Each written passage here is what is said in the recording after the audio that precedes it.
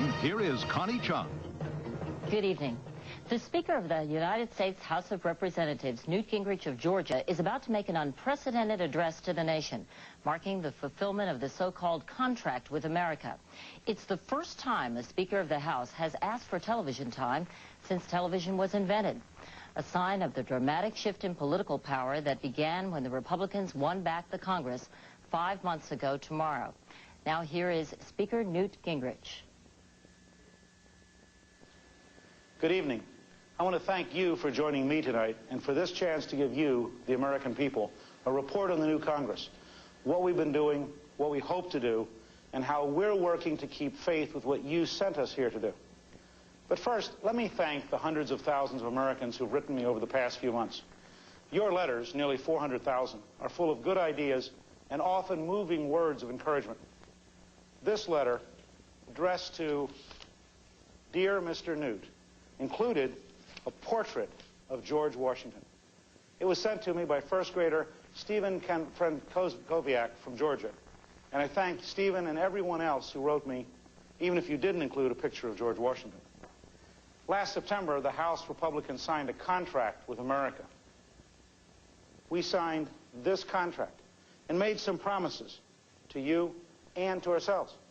You elected us, and for the last 93 days, we have been keeping our word. With your help, we're bringing about real change. We made Congress subject to the same laws as everyone else. We cut congressional committee staffs and budgets by 30%, and we voted on every item in the contract. And I can tell you tonight, we're going to sell one congressional building and privatize at least one congressional parking lot. While we've done a lot, this contract has never been about curing all the ills of the nation. 100 days can't overturn the neglect of decades. The contract's purpose has been to show that change is possible. That even in Washington, you can do what you say you're going to do. In short, we wanted to prove to you, and I think to us, that democracy still has the vitality and the will to do something about the problems facing our nation. And it seems to me that whether you're a conservative or a liberal, that is a very positive thing. And so I want to talk about the contract tonight, our successes and our failures, but I also want to talk about something much larger. Because although I've spent the last 6 months of my life living and breathing and fighting for what's written in this contract, I know the American people want more than these 10 items. So what I want to talk with you about tonight is not just what a new political majority on Capitol Hill has accomplished in 100 days, but how all of us together, Republicans and Democrats alike, must totally remake the federal government, to change the very way it thinks, the way it does business, the way it treats its citizens. After all, the purpose of changing government is to improve the lives of our citizens, to strengthen the future of our children, to make our neighborhoods safe, and to build a better country. Government is not the end. It is the means. We Americans wake up every morning, go to work, take our kids to school, fix dinner, do all the things we expect of ourselves, and yet something isn't quite right. There's no confidence that government understands the values and realities of our lives. The government is out of touch and out of control. It is in need of deep and deliberate change. Now, when that change is accomplished, then perhaps Americans will be able to sleep a little better at night and wake up feeling less anxious about their futures. I represented the people who worked at the Ford plant in Hapeville, Georgia. The Ford Motor Company, like all the domestic auto industry, faced the need to change in order to keep up with tougher competition. Today, they produce twice as many cars per employee at 3 times the quality. And General Motors and Chrysler are doing the very same thing. So are America's small businesses. They're all rethinking the way they operate. Should government be any different? Of course not. We sincerely believe we can reduce spending and at the same time make government better. You know, virtually every institution in America, except government, has re-engineered itself to become more efficient over the last decade. They cut spending, provided better products, better education, and better service for less. But I believe we must remake government for reasons much larger than saving money or improving services. The fact is, no civilization can survive with 12-year-olds having babies, with 15-year-olds killing each other, with 17-year-olds dying of AIDS, with 18-year-olds getting diplomas they can't even read. Every night, on every local news, we see the human tragedies that have grown out of the current welfare state. As a father of 2 daughters, I can't ignore the terror and worry parents in our inner cities must feel for their children. Within a half-mile of this capital, your capital, drugs, violence, and despair threaten the lives of our citizens.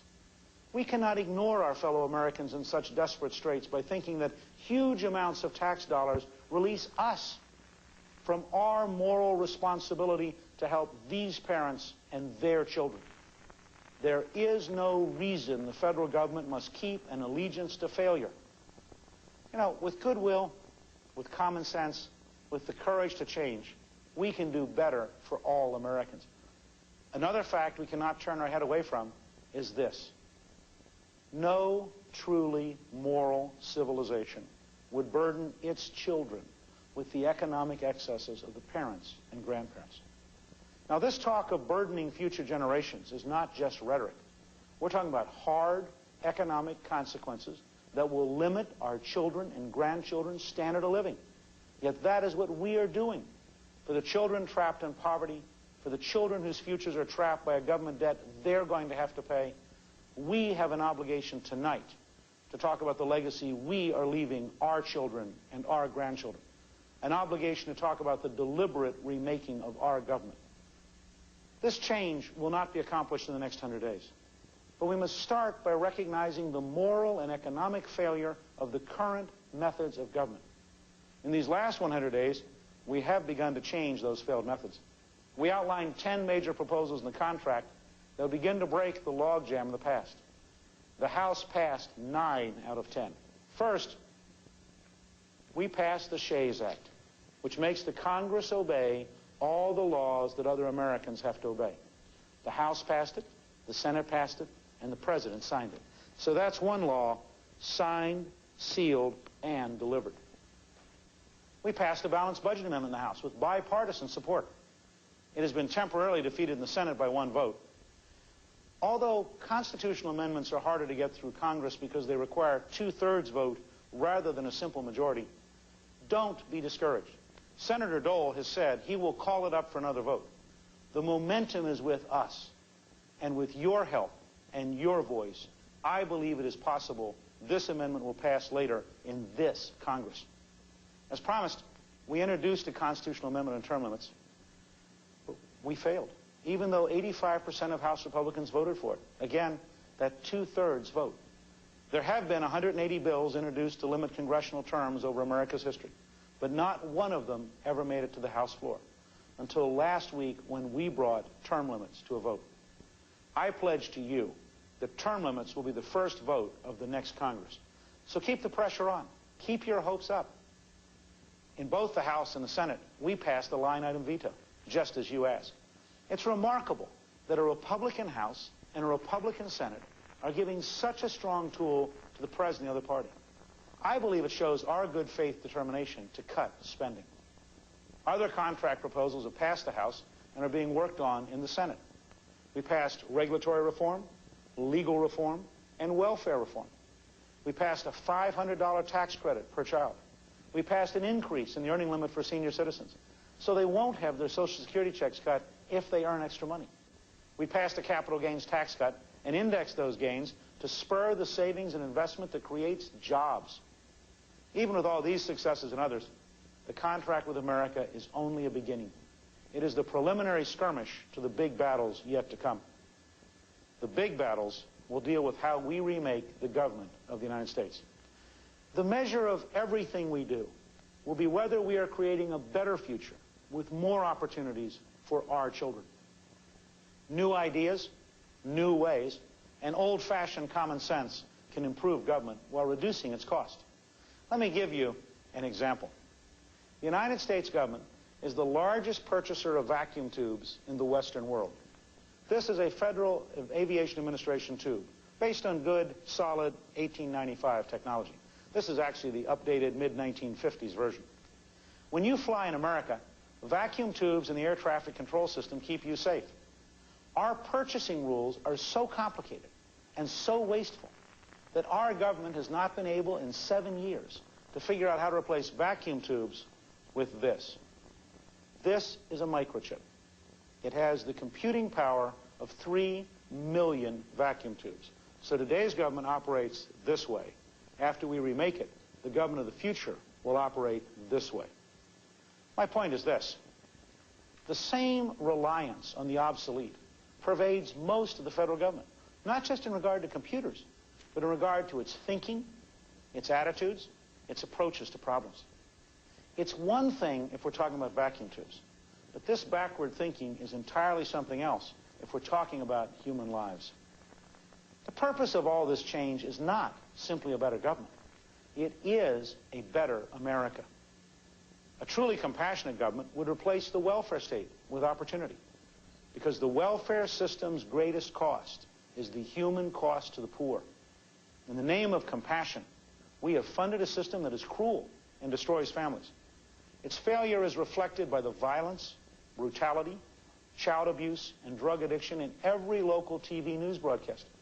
Poor Americans are trapped in unsafe government housing, saddled with rules that are anti-work, anti-family, and anti-property. Let me give you some statistics on this failure. Welfare spending now exceeds $300 billion a year. Yet despite all the trillions that have been spent since 1970, the number of children in poverty has increased 40%. On this chart, you'll notice that welfare spending goes up, and so does children born outside marriage. Year by year, they track each other. The more tax money we spend on welfare, the more children who are born without benefit of family and without strong bonds of love and nurturing. If money alone were the answer, this would be a paradise. But since money is not the answer, it should be clear we have a moral imperative to remake the welfare system so every American can lead a full life. After all, we believe that all men and all women are endowed by our Creator with certain unalienable rights, among which are life, liberty, and the pursuit of happiness. We are determined to remake this government until every child of every racial background in every neighborhood in America knows that he or she has all the opportunities of an American. I believe we have to do a number of things to become an opportunity society. We must restore freedom by ending bureaucratic micromanagement here in Washington. As any good business leader will tell you, decisions should be made as closely as possible to the source of the problem. This country is too big and too diverse for Washington to have the knowledge to make the right decision on local matters. We've got to return power back to you, to your families, your neighborhoods, your local and state governments. We need to promote economic growth by reducing regulation, reducing taxation, and reducing frivolous lawsuits. And everywhere I go, Americans complain about an overly complicated tax code and an arrogant, unpredictable, and unfair Internal Revenue Service. This summer, we will begin hearings on bold, decisive reform of the income tax system. We're looking at a simplified flat tax and other ways to bring some sense to the disorder and inequity of our tax system.